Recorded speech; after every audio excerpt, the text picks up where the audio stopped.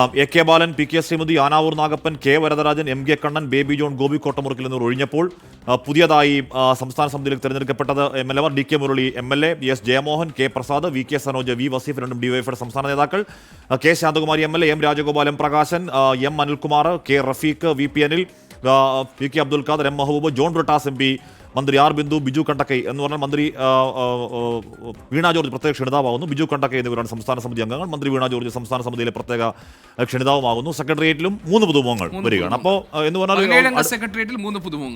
അടുത്ത കാലത്തുണ്ടായ സംസ്ഥാന സമിതിയിലുണ്ടായ ഒരു വലിയ പൊളിച്ചെഴുത്ത് എന്ന് വേണമെങ്കിൽ പറയാവുന്ന ഒരുപാട് പുതുമുഖങ്ങൾ വരുന്ന ഇളവ് നൽകിയിരിക്കുന്ന 2-3 പേർക്ക് മാത്രമാണ്. പക്ഷേ അതിൽ ഏറ്റവും പ്രായപരിധിയിൽ ഇളവ് CPM സമ്മേളനം കഴിയുമ്പോൾ ചർച്ചയാകുന്നത് പിണറായി വിജയന് മാത്രമായിരിക്കും ആ ഇളവ് എന്നതും 80 വയസ്സിനോട് അടുക്കുമ്പോഴും അദ്ദേഹം വീണ്ടും മത്സര രംഗത്തേക്ക് വരാൻ പോകുന്നു. ക്യാപ്റ്റൻ ആര് എന്ന ചോദ്യത്തിന് ജനങ്ങളായിരിക്കണം ക്യാപ്റ്റൻ എന്ന് MABB പറഞ്ഞതും ഗോവിന്ദൻ മാഷ് ഈ സമ്മേളനം തുടങ്ങുന്നതിന് മുൻപ് അദ്ദേഹം നൽകിയ ഒരു അഭിമുഖത്തിൽ പറഞ്ഞത് അങ്ങനെ കൂട്ടായ ഒരു നേതൃത്വത്തോടു കൂടിയായിരിക്കും വരുന്ന നിയമസഭാ തെരഞ്ഞെടുപ്പിനെ നേരിടാൻ പോകുന്നത്. പക്ഷെ അങ്ങനെയൊന്നും ആയിരിക്കില്ല.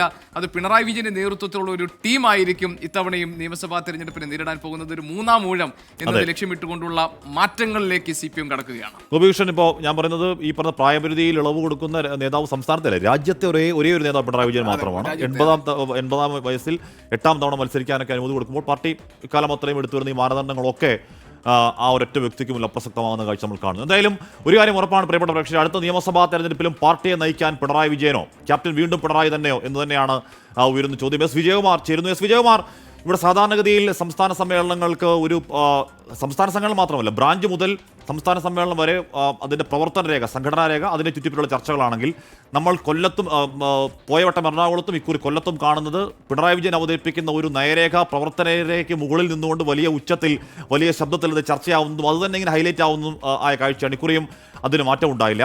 ഇക്കുറി 4 ദിവസത്തിൽ ഏതാണ്ട് ആ സംസ്ഥാന സമ്മേളനത്തിൻ്റെ പ്രധാന മണിക്കൂറുകൾ അത്രയും പിണറായി വിജയൻ എന്നൊരൊറ്റ വ്യക്തിയിൽ ഇങ്ങനെ ചുറ്റിക്കറങ്ങുന്നുണ്ടായിരുന്നു. പിണറായി പാർട്ടിയിൽ തരിമ്പ് പോലും പിടി അയഞ്ഞിട്ടതിൽ മാത്രമല്ല, പിണറായി കൂടുതൽ ശക്തനായ ഒരു സംസ്ഥാന സമ്മേളനത്തിലല്ലേ കൊടിയിറങ്ങുന്നത്. വീണ്ടും ക്യാപ്റ്റൻ പിണറായി തന്നെയാണ് എന്ന് തീരുമാനിച്ചുറപ്പിച്ച ഡിസൈഡ് ആയി, അത് ഒഫീഷ്യലി ഉറപ്പിച്ച ശേഷമല്ലേ ഇപ്പോൾ പൊതുസമ്മേളനത്തിലേക്ക് പോകാൻ പോകുന്നത്. വിജയകുമാർ,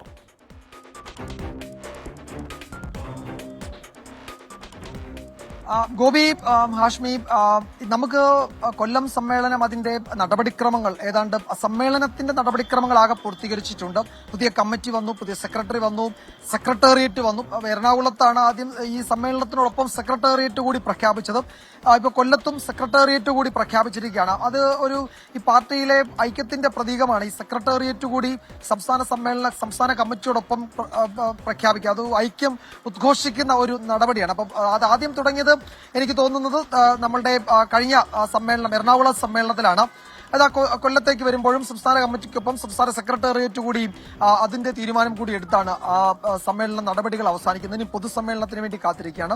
നിങ്ങൾ ചോദിച്ച ചോദ്യം അതിന് ഏതെങ്കിലും തരത്തിൽ അതിന് ഒരു വാക്കുകൊണ്ടൊരു ഉത്തരം ഈ സമ്മേളനം നൽകുന്നില്ല.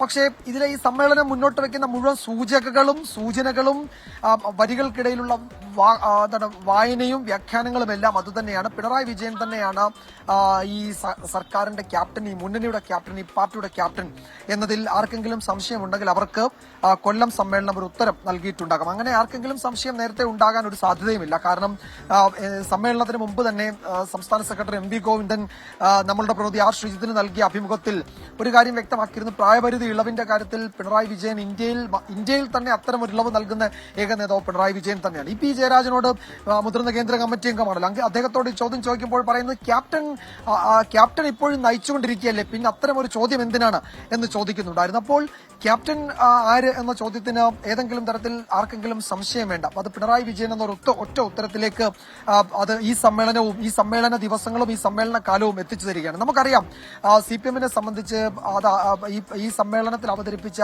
ഈ നവകേരളത്തിലേക്കുള്ള പുതുവഴികൾ, അതിന്റെ ഒരു നവകേരള നയം വ്യക്തമാക്കുന്ന ഒരു രേഖ രേഖ യഥാർത്ഥത്തിൽ നമുക്കറിയാം പ്രത്യയശാസ്ത്ര കാർക്കശ്യമൊക്കെ മാറ്റിവെച്ച് അവതരിപ്പിക്കുന്ന ഒരു നയരേഖയാണ്. അതിൽ പാർട്ടി അതിന്റെ നയപരിപാടികളിൽ നിന്ന് പിറകോട്ട് പോകുന്നു എന്ന വിമർശനം പല കേന്ദ്രങ്ങളും ഉന്നയിച്ചിരുന്നു. ഇപ്പോൾ സ്വകാര്യ മൂലധനത്തിന്റെ കാര്യത്തിൽ ഇപ്പോൾ നമുക്കറിയാം സ്വകാര്യ സർവകലാശാലകളുടെ കാര്യം വന്നു. സ്വകാര്യ മൂലധനം സംബന്ധിച്ച് പാർട്ടി അതിന്റെ പഴയ നിലപാടുകളിൽ നിന്നും അതിൽ പുതിയ വ്യാഖ്യാനങ്ങൾ ചമയ്ക്കുന്നു. അതുപോലെ ഈ വിഭവ സമാഹരണം സംബന്ധിച്ച് സെസ് അടക്കം അതുപോലെ യൂസേഴ്സ് ഫീ അടക്കമുള്ള വിഷയങ്ങളിൽ പാർട്ടി അതിന്റെ പുതിയ കാലത്തിലേക്കുള്ള നടപടികൾ പ്രഖ്യാപിക്കണം. അപ്പോൾ ഇത് ഒരു പാർട്ടി രേഖയായി സംസ്ഥാന സമ്മേളനത്തിൽ പ്രതിനിധികൾക്ക് മുൻപാകെ മുഖ്യമന്ത്രി പിണറായി വിജയൻ അവതരിപ്പിക്കുന്നു.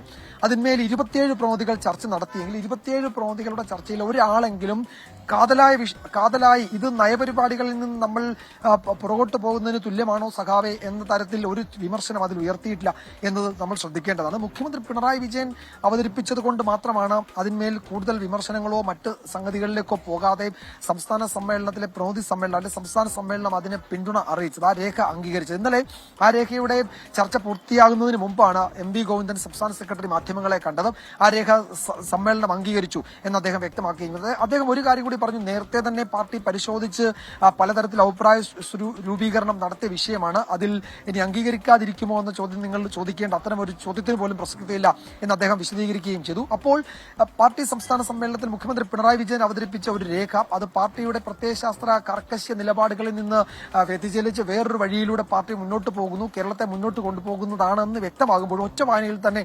വ്യക്തമാകുമ്പോഴും അതിന്മേൽ എന്തെങ്കിലും ഒരു ഭിന്നാഭിപ്രായം കാതലായ വിഷയത്തിൽ ഏതെങ്കിലും ഒരു നേതാവ് മുന്നോട്ട് വെച്ചിട്ടില്ല എന്നത് അത് പിണറായി വിജയൻ അവതരിപ്പിച്ച രേഖയായതുകൊണ്ട് എന്നത് ഒരു ഒറ്റ ഉത്തരത്തിലേക്ക് വിജയകുമാർ, ഇതിനകത്ത് ഒരു പ്രധാനപ്പെട്ട ചോദ്യം ഉയരുന്നത് ക്യാപ്റ്റനായി മത്സര രംഗത്തേക്ക് അല്ലെങ്കിൽ നിയമസഭയെ 15 മാസത്തിന് ശേഷം വരാൻ പോകുന്ന നിയമസഭാ തെരഞ്ഞെടുപ്പിൽ ഈ പാർട്ടിയെയും നയിക്കാൻ പോകുന്നത് പിണറായി വിജയനാണോ, മുന്നണിയെ നയിക്കാൻ ഈ പാർട്ടിയെ നയിക്കാൻ പോകുന്നത് പിണറായി വിജയനാണോ എന്ന ചോദ്യമായിരുന്നു കാതലായിരുന്നു. അതിൽ പ്രധാനപ്പെട്ട ഒരു കാര്യം, ജനങ്ങളാണ് ക്യാപ്റ്റൻ എന്ന് എം എ ബേബി പറഞ്ഞത് പാർട്ടിക്കകത്തെ ഒരു വിഭാഗത്തിന് മറിച്ചൊരു അഭിപ്രായമുണ്ട്. ആ അഭിപ്രായമാണ് എം എ ബേബിയുടെ വാക്കുകളിലൂടെ പുറത്തു വന്നത് എന്ന ചില നിരീക്ഷണങ്ങൾ ഉണ്ടായിരുന്നു. മാത്രമല്ല എം വി ഗോവിന്ദൻ CPM സംസ്ഥാന സെക്രട്ടറി സമ്മേളനത്തിന് മുൻപ് നൽകിയ അഭിമുഖത്തിൽ പറഞ്ഞത് കൂട്ടായ നേതൃത്വമായിരിക്കും നിയമസഭാ തെരഞ്ഞെടുപ്പിൽ പാർട്ടിയെ നയിക്കാൻ പോകുന്നത് എന്നുമായിരുന്നു. കഴിഞ്ഞ സമ്മേളന കാലത്ത് പിണറായി വിജയൻ 2ാം ഊഴം ലക്ഷ്യമിട്ട് ഇറങ്ങുമ്പോൾ സ്വാഭാവികമായിട്ടും അദ്ദേഹം അവതരിപ്പിച്ച നവകേരള രേഖ അതുമായി ബന്ധപ്പെട്ട് നടന്ന ചർച്ചകളിലൊക്കെ ക്യാപ്റ്റൻ എന്ന നിലയിൽ തന്നെയാണ് പിണറായി വിജയൻ അവതരിപ്പിച്ചതും അദ്ദേഹം സമ്മേളനത്തിന് ശേഷം പുറത്തു വന്നതും. പക്ഷേ ഇവിടെ കൂട്ടായ നേതൃത്വം ഉണ്ടാകും എന്ന് സംസ്ഥാന സെക്രട്ടറി പറയുന്നു. എം എ ബേബിയെ പോലെ ഒരു മുതിർന്ന പോളിറ്റ് ബ്യൂറോ അംഗം പറയുന്നു ഇത് ജനങ്ങളാണ് ക്യാപ്റ്റൻ എന്ന് പറയുന്നു. അത്തരത്തിലുള്ള ഒരു ചർച്ചയുടെ മുഴുവൻ സാധ്യതകളെയും അടച്ചു കളഞ്ഞുകൊണ്ട് ഉള്ള തീരുമാനങ്ങളാണല്ലോ സമ്മേളനത്തിന് ശേഷം പുറത്തേക്ക് വരുന്നത്. എന്ന് പറഞ്ഞാൽ പിണറായി ഒരു അൺക്വസ്റ്റ്യൻഡ് ലീഡറായി പാർട്ടി തന്നെ പിണറായി മാറിയിരിക്കുന്നു ഈ സമ്മേളനത്തിന് ശേഷം എന്ന് നമുക്ക് പറഞ്ഞുകൂടെ?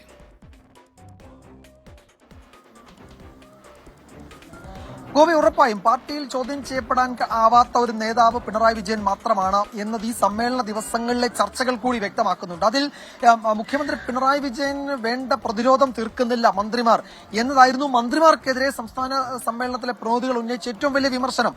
അതിൽ പല പ്രധാനപ്പെട്ട നേതാക്കളും ആ വിമർശനം ഏറ്റുവാങ്ങേണ്ടി വന്നിട്ടുണ്ട്. പലർക്കും അതിൽ എന്തുകൊണ്ട് നിങ്ങൾ മുഖ്യമന്ത്രിക്ക് പ്രതിരോധം തീർക്കുന്നില്ല, മുഖ്യമന്ത്രിയെ ഇവിടെ മാധ്യമങ്ങളും വലതുപക്ഷ മാധ്യമങ്ങളും പ്രതിപക്ഷവും വളഞ്ഞിട്ട് ആക്രമിക്കുമ്പോൾ ആ പ്രതിരോധം തീർക്കാൻ മന്ത്രിമാർ ഉണ്ടാകാറില്ല, മുഖ്യമന്ത്രി ഒറ്റയ്ക്ക് അതിനെ നേരിടേണ്ടി വരുന്നു എന്നത് മുഖ്യമന്ത്രിക്ക് കിട്ടുന്ന പാർട്ടി പ്രതിനിധികളിൽ നിന്ന് കിട്ടുന്ന വലിയ പിന്തുണയായിരുന്നു.